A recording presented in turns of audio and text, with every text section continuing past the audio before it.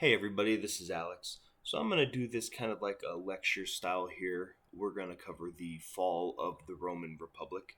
And before we can get into the Game of Thrones sort of intrigue, we have to start with some base terms and some base concepts so that we can build off of that.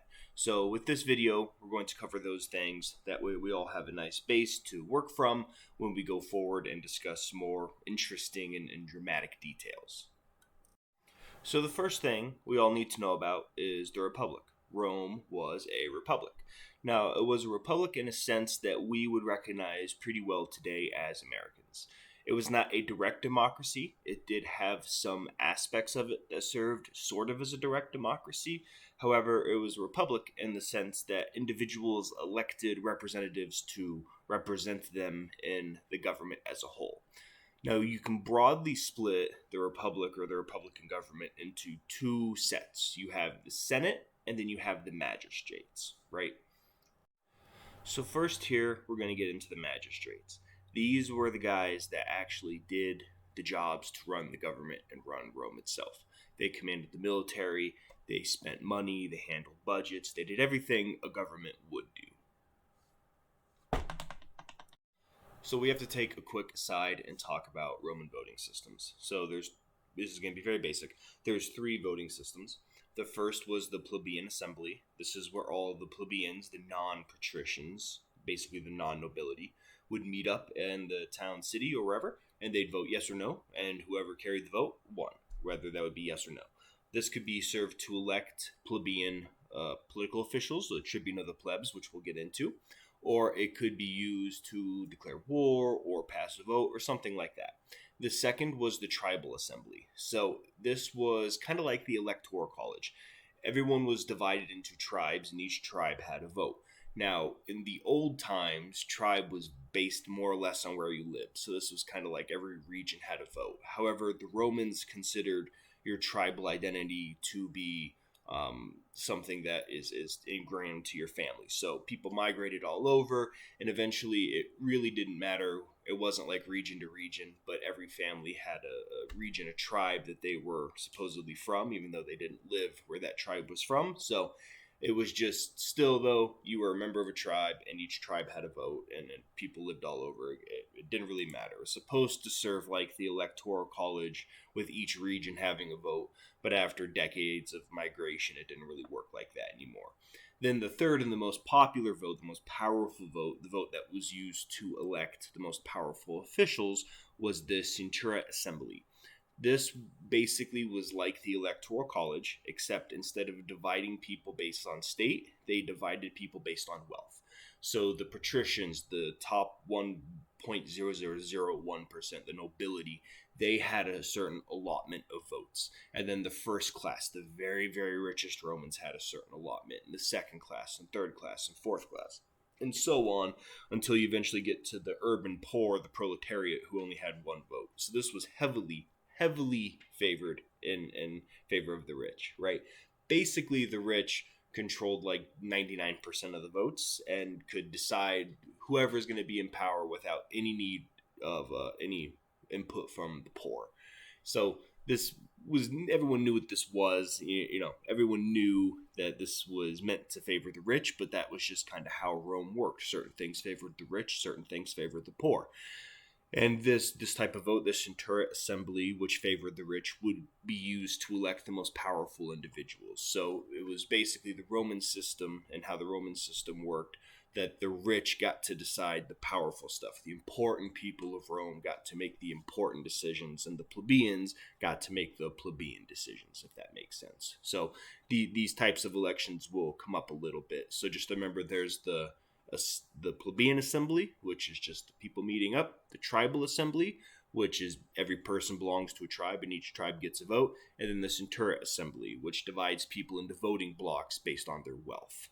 An important note here is that there was something called the cursus honorum, and this was a ranking system or a ladder, if you will, that the Romans used when it came to politics. So in Rome, you could never just jump to the top position. You had to follow a specific path. So you had to get elected to the lowest office, and then you could get elected to the next office, and then you could get elected to the highest office. But you had to go one after the other. You couldn't skip around or jump to the top or anything like that. So it was the first was quaestor, then optionally adial, and then praetor, and then consul. These are just the main ones. There were other ones to the sides of that too. However, it's an important thing to note. So a certain amount were elected each year. Everyone served a 1-year term, and you had to follow this specific path if you wanted to eventually get to the very top of Roman politics. First up on this political rung is quaestor. Actually, before quaestor, you had to serve in the military because the Romans saw military skill and political skill as the same skill, but I digress. Quaestor was the first office you could get elected to. It was a 1-year term. Everything was a 1-year term, just for everyone's information going forward. And 20 quaestors were elected per year. So every year 20, which means if you were in politics or trying to get into politics for 10 years, 200 positions would open up per year. So there's a pretty good chance you could get elected if you had a little bit of money and a little bit of ambition. Quaestors were administrative assistants. They would be assigned to someone with more power, like a governor or a consul, or maybe even just someone important in Rome, and they would just be their assistants. So some would get unlucky and they'd be overseeing grain shipments. Some would get really lucky and they'd get to oversee some legions out on the frontier, right? Any command of legions is the best way to make your name in politics in Rome. So yeah, 20 were elected each year. They were elected by the tribal assembly, one of the few positions to be elected by the tribal assembly. And then once you served your term in office, you could either try to move up to the next rung in the ladder, or you could serve in the Senate, because every person elected to any of these offices we go over, it came with a lifetime seat on the Senate, and I'll kind of explain how this all works as we go. I'll tie it together more towards the end. So after quaestor came aedile. So 20 quaestors were elected, but only 8 praetors, which is the next step up, were elected. So aedile was an optional kind of route you could take, like a diversion. You had to be a quaestor first, and then you could run for aedile. However, only 2 aediles were elected per year. Now, aedile means temple builder. So you can guess kind of what that means. They were in charge of maintaining the temples and the public baths, but more importantly, they were in charge of hosting and funding the big public games and holidays and spectacles and all that stuff. You can imagine it was a great way to build a political brand. You could throw lavish parties, have great feasts, all that kind of stuff. And it was a great way to build brand recognition and build a really solid political identity within the Roman political landscape. Caesar was an aedile, and he was a very, very good aedile. He borrowed and spent several fortunes during his aedileship and threw some of the most lavish, insane gladiator games anyone had ever seen, and it very much helped to cement him as a major name in Roman politics. Again, though, since only 2 were elected, this was an optional position. You didn't have to do it. You could go from quaestor to praetor, which I'll get into a second. However, aedile was a very good step to take, just because it was a great way to build a political brand within Rome. So the next office actually isn't on the cursus honorum. It's still, though, a really powerful, important office. It's the tribune of the plebs. So 10 of these guys were elected per year. And they did exactly what it sounds like. They were the representatives of the plebeians. They were elected by a council of plebeians. Only the plebeians could vote. And they held a ton of power. In particular, they held 2 very important powers. The first is that they could propose legislation to the Senate floor. They could actually propose laws. They were meant to be the voice of the plebeian people, so they would propose laws that would obviously very positively impact the plebeians. Number 2, and most important, they could veto anything. They could veto debates, they could veto spending, they could veto military decisions. This was meant to be a tool to kind of slow down the Senate and the magistrates, right? If a plebeian tribune, if a tribune of the plebs was vetoing something, that probably means it had some pretty nasty consequences for the plebeians. So it was meant to kind of serve as a check on the power of the rich. Anyway, 10 of these guys were elected per year. They were extremely powerful and extremely important in the landscape of Roman politics, and they represented 99.99% of the population. Next on the rung is the praetor. Now, 8 praetors were elected per year, and for our purposes, we can think of them like judges. The important thing with the praetor, though, is, well, two really important things. Number one, they have Imperium, which I'll get to in a second. Number two, after their 1 year term in office was up, they would get to be governors or mayors or whatever of a city or province. This was a really, really big benefit because you got to actually collect the taxes from the province. You got to command legions in the province. So it was a great way to make just an astronomical amount of money, and to also get some real military command under your belt. So this was a huge perk of being praetor. Again, though, you can kind of notice how the system's funneling things a bit. 20 questors are elected per year, only 8 praetors per year. So obviously, not everyone who was elected questor can then become praetor. And this is why becoming an aedile could be so important. Because if you went from questor to aedile, you could use the aedileship to build yourself a really powerful political brand, and that was going to highly increase the chances you get elected to praetor. Because praetors were elected by the centuriate assembly. That's the election where they divided people into groups based on wealth. So that election was very, very heavily picked. The person getting elected praetor is basically the person picked by the rich. So you needed to ingratiate yourself with the wealthy and the powerful of Rome to get elected praetor. And the best way to do that was to take loans from them and throw big lavish games and help build their reputation as an aedile. And again, another big thing I said already, but I want to circle back to, Imperium is a very, very important thing, and we're going to talk about Imperium right now. Imperium was everything in Rome. Only certain people got Imperium. It was a title, a set of powers, a position given to Romans of a very, very high standing. So governors got Imperium, praetors got Imperium, and consuls, who we'll get to in a minute, have Imperium. Imperium means you are the embodiment of the Roman state. You can make diplomatic decisions for Rome. You are empowered to command armies for Rome, and you are immune from legal prosecution. Since you are the embodiment of Rome, how can Rome persecute Rome, right? So you could murder someone and you're totally in the clear if you have Imperium. So it was an incredibly important set of powers given to people who were incredibly powerful, like consuls and praetors and governors, people who needed command authority and the authority to conduct diplomacy and do important things on behalf of the Roman state. Then we get to the very last position on the cursus honorum, the most important position is consul. So 2 consuls were elected per year.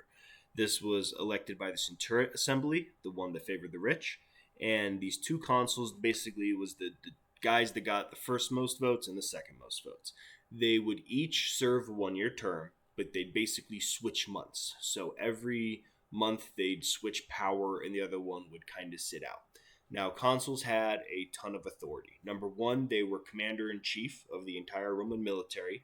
Number 2, they had veto power over everything. Number 3, they controlled the finances. Number 4, they could present legislation to the floor. And then number 5, they would be given a city, a province, anything after their term in office was up, and they would be given the best provinces with the most legions and the most money.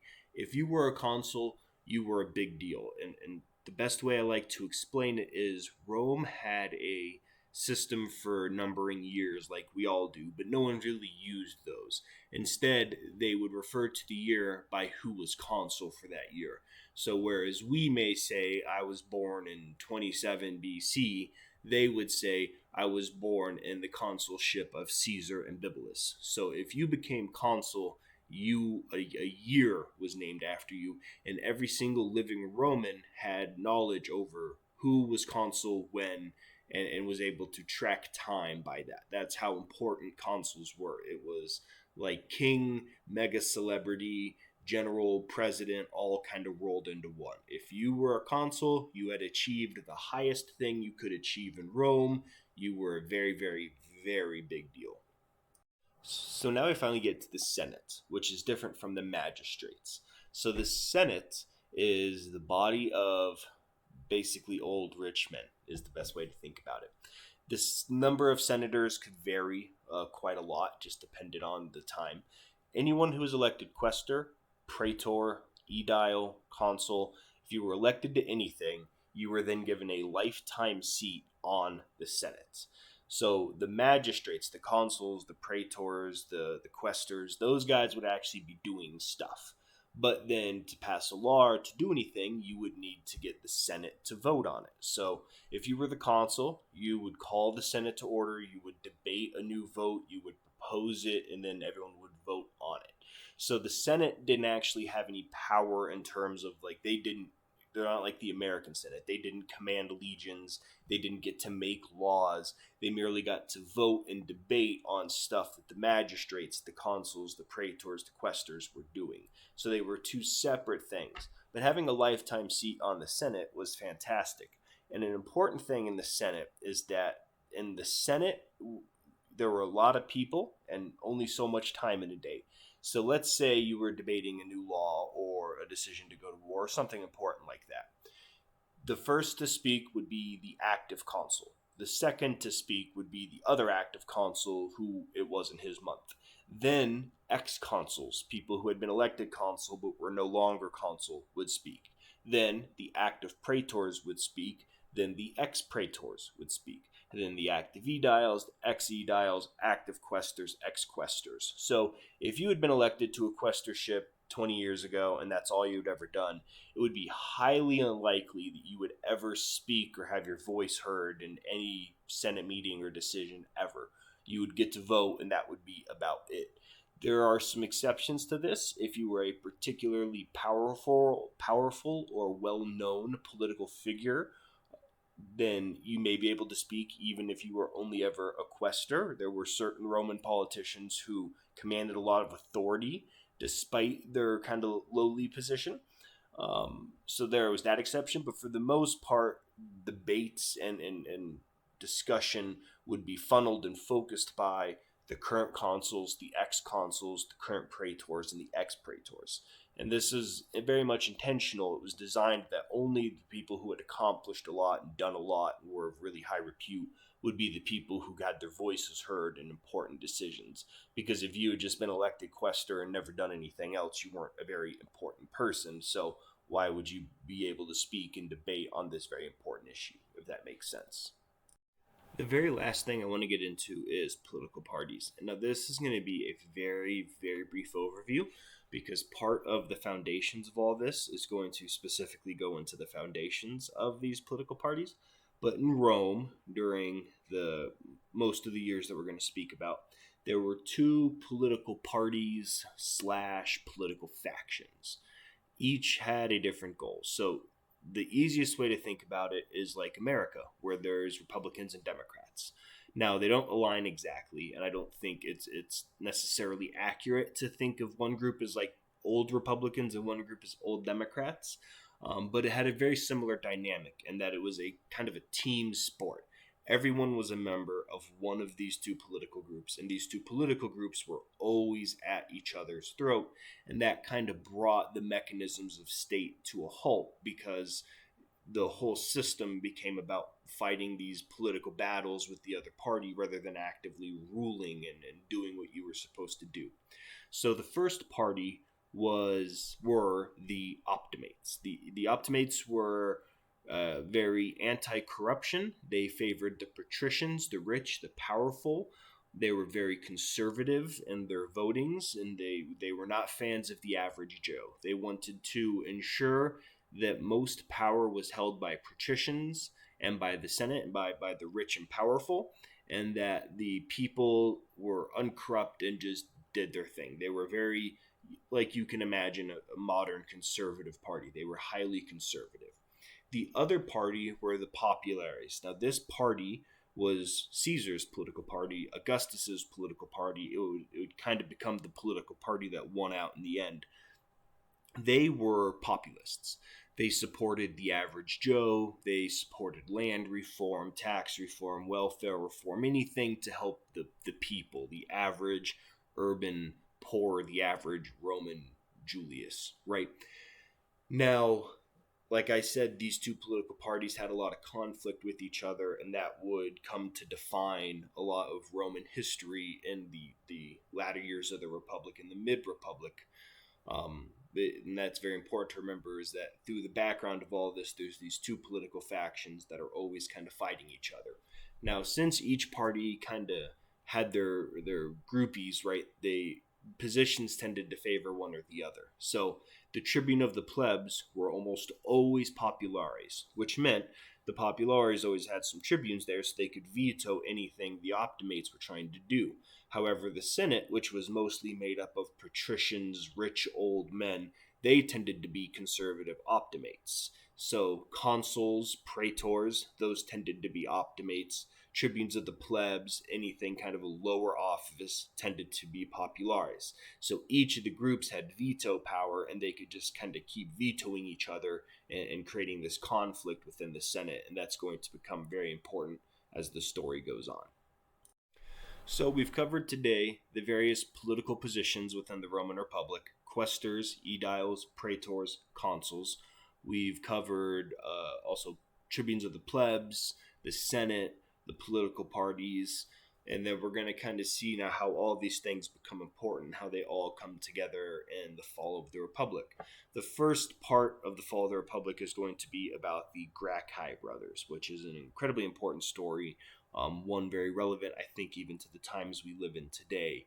And with the Gracchi brothers, you kind of see the cracks begin to spread that would eventually destroy the Roman Republic and create the Roman Empire. So the next video is going to be a pretty brief history of the Gracchi brothers. I also want to mention that this itself was rather brief. You could spend a lifetime just discussing various consulships.